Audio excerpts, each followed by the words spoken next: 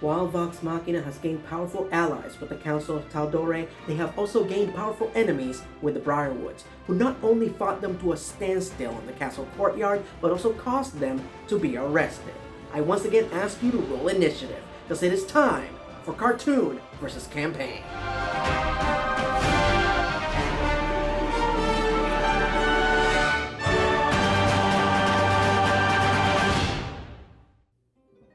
Greetings fanboys and fangirls, I'm Erod and I'm the Blockbuster Buster.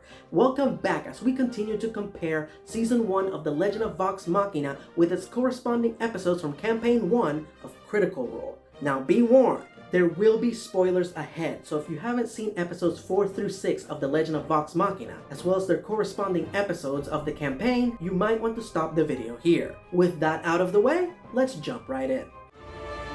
Shadows at the Gate. So the cartoon skips the first 3/4 of the corresponding episode from the campaign. Why? Because Taliesin Jaffe, the actor who plays Percy, was out sick, and it's hard to do a story arc that centers around his character without the actor who plays that character. The in-game explanation for Percy's absence is that he spends all day and night in his workshop tinkering, preparing, and working to face the Briarwoods. Lilith, the tiefling wizard who helped Vox Machina fight the Briarwoods in the castle courtyard, departs before our heroes wake up for the day, and says her goodbyes via a note that she left for them. And that's the last we hear of Lilith. Vex and Keyleth then interrogate Desmond, the Briarwood's driver, who they took prisoner, who gives them all the information that they want as long as they keep the gun-toting maniac, aka Percy, the hell away from him. They offered to let him go afterwards, but Desmond decides he wants to stay with Vox Machina.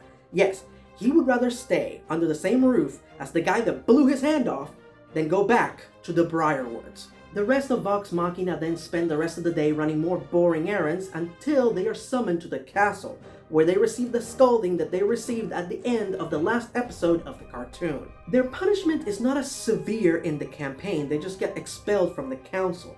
The main plot point that is established during the scene in the campaign is that Uriel is once again possessed, but this time by the Briarwoods. This is the main reason why I think they skipped the plotline with the treachery demon in the cartoon, as we would have watched Vox Machina free Uriel from possession only for him to get possessed again. And quite frankly, that would have been both repetitive and annoying. It is at this point in the campaign that the members of Vox Machina who are not down tinkering in their workshop accept a mission of goodwill to find out who or what is stealing all the cattle in the outskirts of Taldore. What ensues is one of the most beloved and entertaining sequences in the history of Critical Role. Hell, they even reference it on a tapestry in the cartoon. And I dare not spoil it. This is just one of many reasons you should check out the campaign. A major plot point in the cartoon is that Vax stole a book from the Briarwoods with instructions on how to resurrect the Whispered One. And suffice it to say, the villains want it back. So the following night, Delilah sends a group of horrifying wraiths to the keep to retrieve the book, while our heroes are under house arrest. This scene is way different in the campaign, where instead of wraiths, Delilah sends invisible stalkers to attack the keep. The attack happens really early in the morning, and the stalkers are there not to retrieve a book, but to kill Desmond, so he will stop giving Vox Machina information about the Briarwoods. When the stalkers arrive, there are only 3 people present at the keep: Percy, Trinket, and Jarrett, who is not a guard from the castle, but the head of security at Vox Machina's keep. That's right, Vox Machina has a full staff at their keep. It's pretty awesome. So our 3 heroes do their absolute best to fight off the stalkers, until thankfully, the rest of Vox Machina returns to the keep from their overnight cow adventure, and then help them defeat the stalkers and save Desmond. In the cartoon, this sequence is used to both develop our hero's progression as a team, as well as serve as Keyleth's character arc of accepting that she is worthy. With the wraiths defeated, Vox Machina immediately mounts up and rolls out to face the Briarwoods in Whitestone. In the campaign, before they head out to face the Briarwoods, they prepare for an entire week, with, you guessed it, more errands. In the cartoon, this entire week of shopping and preparing is condensed to one quick visit to Gilmore's. Personally, I prefer the cartoon version. And thus, our heroes head out to Whitestone. In the cartoon, 2 party members stay behind. The first one is Trinket. who in the campaign actually goes with Vox Machina to Whitestone and defeats some key villains.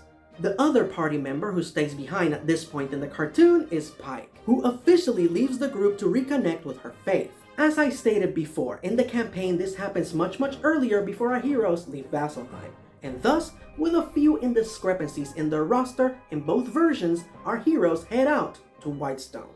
And so we move on to the next episode. Fate's Journey.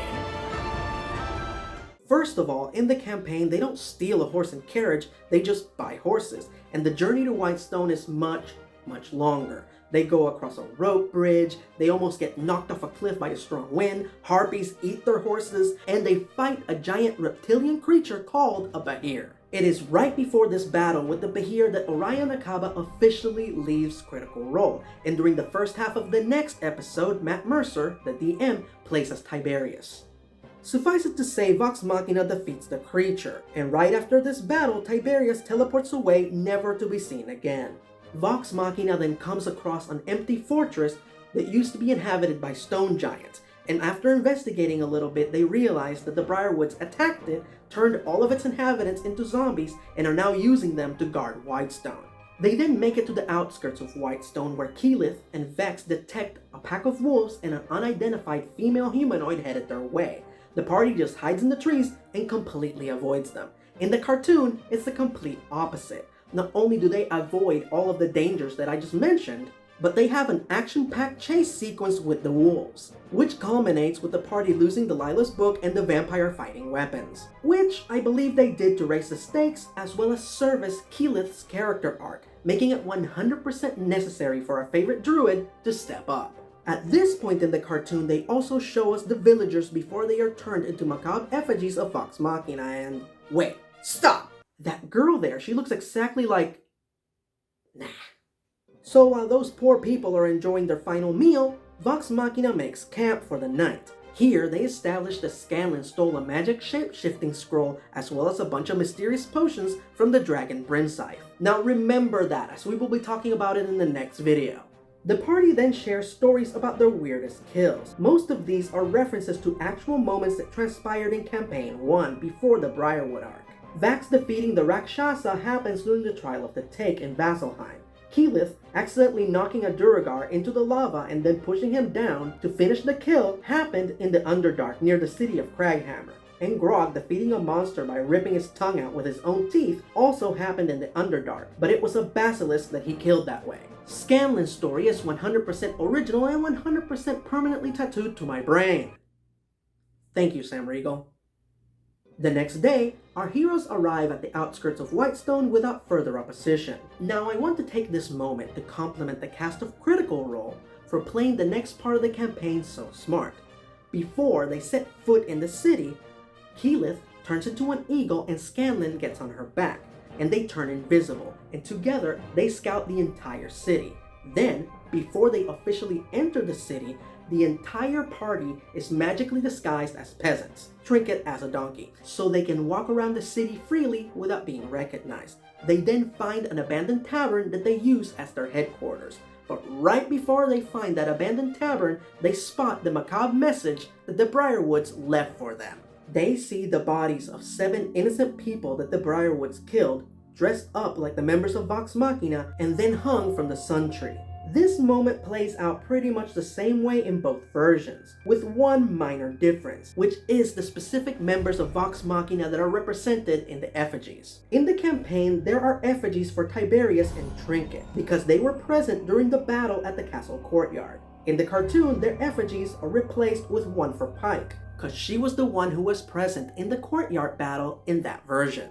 This is made all the more disturbing when you realize that the person that they used for Pike's effigy was a little girl. Seriously, the Briarwoods. And let's move on to the next episode. Spark of Rebellion. This episode starts off by immediately establishing Archibald Desnay, who is a very different character in the campaign, but we'll get to that in a few minutes. They also expediently establish Keeper Yenen, who is a man in the campaign. But other than that, the character is exactly the same and serves the same purpose in both versions. In the campaign, one of the first things that Keyleth does once Vox Machina has established a base of operations is try and revive the Sun Tree, which plays a much larger role in this version of the story, where Keyleth believes that it is the key to defeating the Briarwoods, as the Sun Tree is considered to be a holy symbol. This is a plot point that is touched upon in the cartoon, but with not much elaboration. Can you hear me? I'm Keyleth of the Ashari. However, another advantage that the cartoon has over the campaign is that we get to see Pike's progression at the Temple of Sarenrae. In the campaign, she's just gone for a few months with little to no news as far as her progress, and to be perfectly honest, she was sorely missed. In the cartoon, our heroes have their confrontation with the first person on Percy's list, Carrion Stonefell, while rescuing Archie from prison. This is not what happens in the campaign. Like I said, we don't meet Archie until way later. What happens is, they arrive at Whitestone, they find a place to hide, Vox Machina turns to Percy and says, "What do you want to do first?" And he says, "I want to kill Carrion Stonefell." And Vox Machina says, "Okay, but first, let's find out where he lives." So our heroes go on a scouting mission to try and find Stonefell's house, during which they leave carvings of the Derolo crest everywhere they go, to make it apparent that the rebellion has begun. In the cartoon, the rebellion was already in motion when Vox Machina arrives in Whitestone, and they were already using the Derolo crest as their logo. While searching for Stonefell's house, Percy, Vax, and Scanlan investigate a temple, and they run into the most dreaded enemy in both versions of the story, a door. Thankfully, this moment is beautifully recreated in the cartoon. Dad, I'm telling you, that back door was cursed. So after defeating a banshee and farting around the temple for a few minutes, Scanlan comes up with a brilliant strategy. Why don't they just ask somebody for directions to Stonefell's house? Which he does. As he is already disguised as a peasant boy, he just walks up to a random citizen, says, "Hey, I'm trying to deliver a package to Stonefell. Where is his house?" And the citizen just gives him the directions. Easy peasy. So our heroes go to the villain's house and sneak in via the cellar. Vax, using his sneaky rogue skills, scouts ahead. He searches the house until he finds Stonefell in his office having a meeting with a man called Lord Vox, and the two of them only have 3 guards looking after them. So Vax uses his earring of whispering to call the rest of Vox Machina and kick some ass. Let's kill fucking everything! They proceed to massacre these 5 guys. Except for Lord Vox, who gets knocked out when Keyleth hits him over the head with her druid staff. The battle pretty much ends the same way in both versions, with Percy, under Orthax's influence, viciously gunning down Stonefell and saying another of his cool taglines. "You were the one I was least looking forward to." One unintentionally funny difference between the 2 versions of the story is that during this scene in the campaign, Percy is still disguised as a peasant, so Stonefell can't recognize him.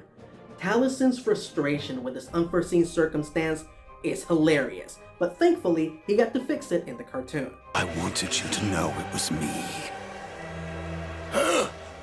Percy. After Percy kills Stonefell, the 2 stories diverge significantly for a while. In the cartoon, our heroes sneak into the prison, rescue Archie, Percy kills Stonefell, and then they make their escape with a little maneuver the Mighty Nine like to call Fluffernutter.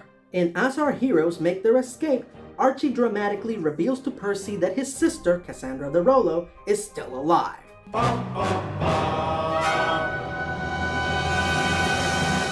In the campaign, so much happens between Percy killing Stonefell and Archie telling him that Cassandra is still alive. It's a lot. So here we go. First of all, Vox Machina doesn't leave Stonefell's house right away. They stick around and interrogate Lord Vox, who reveals to them a secret entrance into the palace. Then Percy proceeds to torture the shit out of Lord Vox. He has Grog tear out his tongue, then Percy fires his gun into the ground, and while the barrel's still hot, he uses it to catheterize the wound. Then he burns the Derolo crest into his head, and then he has Grog throw him out the window while his hands are still bound. I know that it was really important to establish that Percy was being manipulated by an evil entity, but damn. Percy, hey, lovey pal, but we gotta deal with this smoke thing. I mean, you are legit up. They then set fire to Stonefell's house and go back to their hideout, where they spend the night in a tunnel under the tavern that Keyleth created for them using her powers. Unfortunately, they are still attacked by vampires, so with their hideout compromised, they have to find a new one, and they do at a magic shop called the Alcove. Once that's taken care of, they go to a temple and meet with Keeper Yenin, where they have a clandestine meeting that has a very special guest, Archibald Desnay, who is not a young rebel halfling and childhood friend of Percy's, but an old human philosopher who used to be Percy's father's chancellor. And that is when Archie officially tells Percy that his sister is still alive, approximately 8 hours after Percy killed Stonefell. And this is where we hit the big to be continued for this session of Cartoon versus Campaign. Join us next time when we will be looking at episodes 7 through 9 of The Legend of Vox Machina and their corresponding episodes from Campaign 1 of Critical Role. See you then.